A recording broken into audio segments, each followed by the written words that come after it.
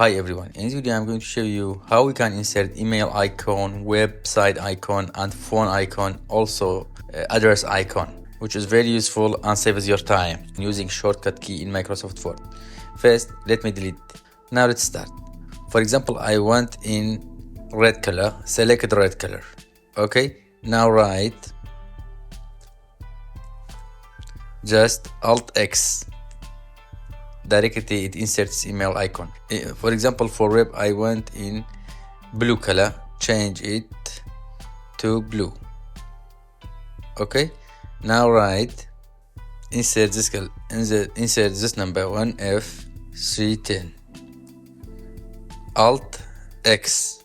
Directly it become a red web signal. For phone, for example, I want in green color, just for example 260E Alt X. For address, just insert 1F4 CD Alt X. Directly inserts address. If you found it helpful, don't forget to like it, leave a comment and subscribe. Have a nice day.